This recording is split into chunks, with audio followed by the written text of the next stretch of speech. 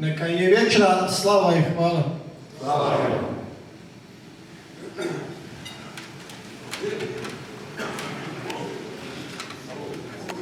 Čast mi je u ime predsjedništva udruge pozdraviti sve nazočne kolege. Šta se neće dobro? Dobro čuje se, oni će Bitni bolje. Pozdravljam posebno sve naše drage kolege, a posebno obitelji poginulih i sve nazočne kolege koji su se odazvali. Pozdravljam posebno uzvanika ministra hrvatskih branitelja, gospodina generala Rukavinu.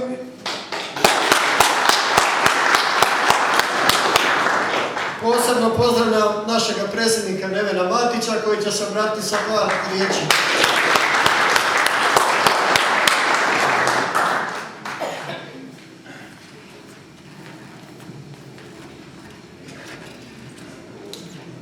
Dragi prijatelji i dragi suborci, evo 27 godina je prošlo od vremena kad smo se ovdje okupili i drago mi je da u vašim očima i u vašim srcima vidim da je isti plan i isti žar koji je i onda bio. Vi ste tada kao dragovoljci došli u postrojbu, formirali jednu postrojbu posebne jedinice policije koja je u tom trenutku bila jedna od postrojbi koje su bile zadužene da očuvaju onu krhku demokraciju koja je izborena na prvim izborima. Prošli ste sve one situacije u kojima smo se nalazili od onih dana na osiguranju vlade, sabora, televizije, svih onih objekata gdje ste noćima promatrali druge koji su odlazili u disko klubove bez srcurava, a vi ležali u travi i čekali šta će se dogoditi. Prošli ste kroz period kad je JNA spremala napad na Republiku Hrvatsku, siječanj, kad ste u Mičevcu spavali u centru tadašnjem kraj aerodroma. Prošli ste kroz prve borbene akcije od onoga u Kumrovcu, u Karlovcu, kad smo spriječili okupljanja tadašnjih SDS-a koji je spremao nekakve jogurt revolucije i uspješno izvršili zadatak. Prošli ste kroz Pakrac, prošli ste kroz Plitvice i nakon boravka u ovoj postrojbi krajem 6. mjeseca razišli se po gardijskim brigadama. Ono što mi je drago, što vam je svima u srcu ostala ta postrojba iz koje ste krenuli i što se evo 27 godina uvijek okupljamo i uvijek rado sjećamo tog perioda zajedničkog života koji smo proveli. Politike se mijenjaju, sustav, Republika Hrvatska je eto isto stara koliko i ove naše postrojbe. Nadam se da ste se svi u tom periodu negdje našli u svom životu i sa svojim familijama, ali vjerujem, s obzirom da vas vidim kakvi jeste, da dok je nas živih, da će Hrvatska sigurno opstati. Hvala vam lijepo.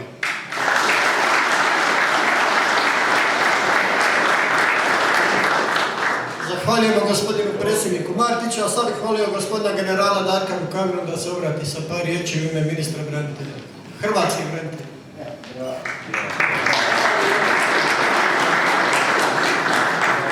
Evo, ovo ćemo malo podesiti, dobre.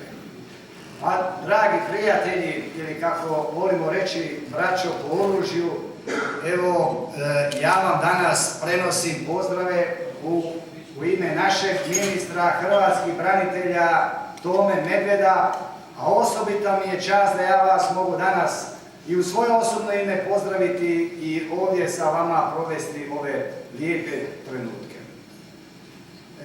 Razmišljajući o ovom trenutku danas, nakon toliko godina, ne mogu a ne zaključiti, pa gledam iz svoga kuta da nismo zapravo možda niti svjesnije smo bili na različitim dužnostima, u različitim zadaćama, ali koliko je upravo ta 91. godina značila i za stvaranje i za obranu Republike Hrvatske. Ja bi se usudio reći da je do kraja 1991. godine dobijen rat, obranjena Hrvatska i stvoreni uvjeti za međunarodno priznanje, jer nisu nas međunarodno priznali što smo im se jako sviđali, nego su shvatili da je Hrvatska stvorila oružanu silu koja je spremna i sposobna oduprijeti se veliko srpskoj agresiji. Kako smo počinjali, što smo radili, znate i sami, ali jedna je činjenica, da bi došao do cilja, moraš imati prvo ljubav u sebi, moraš imati vjeru, a to smo upravo prvih dana imali.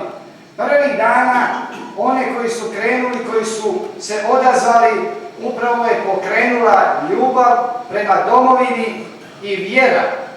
Vjera da ćemo mi uspjeti i obraniti i da ćemo ispuniti želju i volju hrvatskog naroda. Sjetimo se u to vrijeme, na svakom kutku lijepe naše jasno se moglo vidjeti što hrvatski narod želi, a mi smo bili ti koji smo se primili oružja. Ali ima još jedna stvar. Izgleda da nas poprilično zaboravljaju. Oni koji su došli malo kasnije, svako se uključio i svako je za mene velik. Svako tko je uzeo pušku u ruke, svako ko je stao pod hrvatski barjak, svako ko je stavio hrvatski grb na svoje čelo, za mene je i branitelj i domoljub. Ali ima jedna stvar. Imaju oni prvi. Imaju oni koji su se odazvali i koji su stvorili preduvjete da svi oni drugi dođu.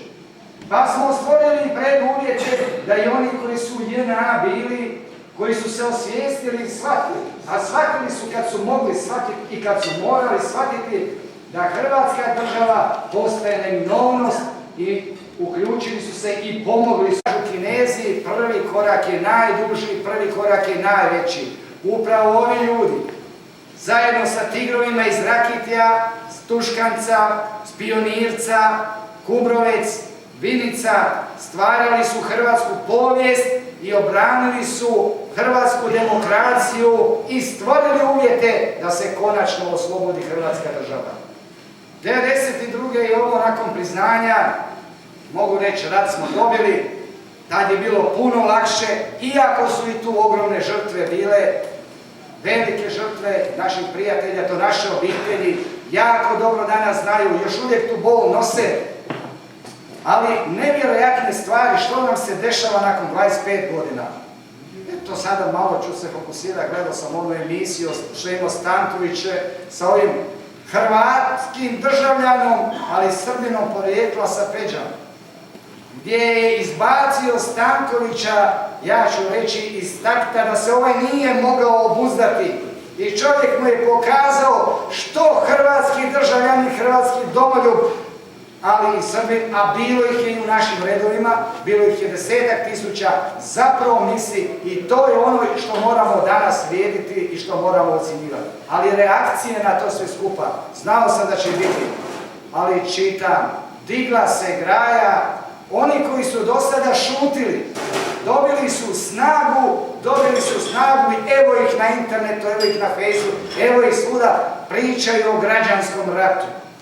Odlaze korak dalje, pa počinu pričati, znate čemu, o ustaškoj agresiji. Pričaju, sve su hrabri, ali mi dobro znamo, mi nismo željeli rat. Rat su nam nametnuli, ali neka dobro razmisle koji to danas rade. Kad je Hrvatima rat bio nametnut, mi smo znali odgovoriti. Neka dobro razmisle što ovakvim postupcima danas rade, da nam opet ne bi neki rat bio nametnut. To nije naša želja. Naša želja je da Hrvatska bude slobodna, demokratska i gospodarski napredna država. I u svemu tome danas lijepo što smo zajedno i ovo zajedništvo, da bismo kao branitelji i uvijek doprinosili dalje Hrvatskoj državi, da bismo djelovali, moramo biti zajedno. Ja ne znam što će ko reći, ali ja osjećam promjenu. Sa dolaskom našeg ministra, našeg tigra, našeg specijalca, Tome Medveda, slika se mijenja. braniteljska situacija postaje drugačija, ali ne može to, ljudi moji, preko noći. Borbe su teške i mi moramo našem ministru pomoći. Kako? Zajedništvom, držeći se skupa i podržavajući ga da stvari provede i određene zamisli u djelo, jer 20 i nešto godina nije išlo nama u prilog. I ovdje sjede istinski branitelji. Istinski branitelji oni su koji su nekada srcem, dušom, hrabrošću branili svoju domovinu. Istinski branitelji su i danas, ali istinski branitelj nije onaj koji kaže ja više ne bi danas branio da me neko pozove. To je laž. Ko je imao ljubav za domovinu jednom imat će i uvijek. I bit će branitelj dok je živ. I ta iskra i taj plan će goriti u njemu. I tu ćete raspoznati istinske branitelje. Dragi prijatelji, evo, još jednom bi se zahvalio. Dolaze nam ovi novogodišnji blagdani. Ja bih zaželio vama, vašim obiteljima, puno sreće u životu, uspjeha, vama i vašoj djeci, neka vas prati zdravlje i sreća i u novoj godini i da se dogodine opet nađemo ovdje zajedno u većem broju i jači nego što smo danas, jer mi možemo biti još jači. Hrvatska očekuje da se ponovo probudimo, dignemo i da mi budemo oni što smo bili, da budemo temelj i osnovac Hrvatske države. Hvala.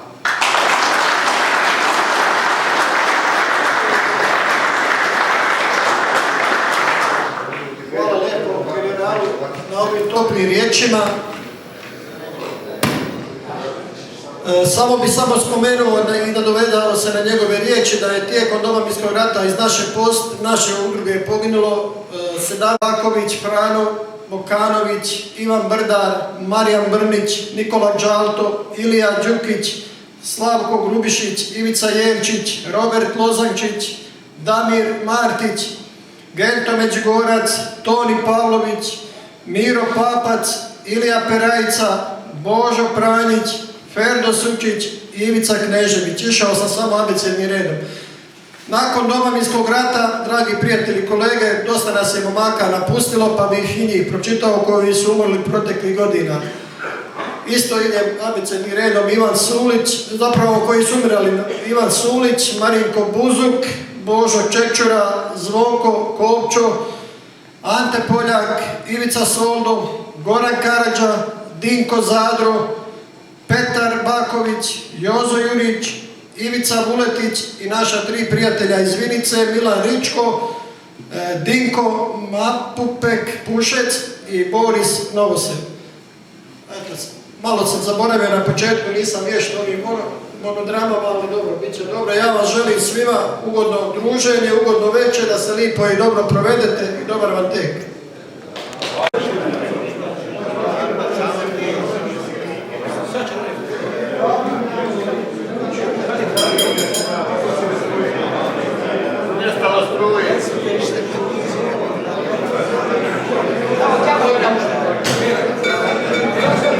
Pošto je Papa zaboravio, evo sad ću ja.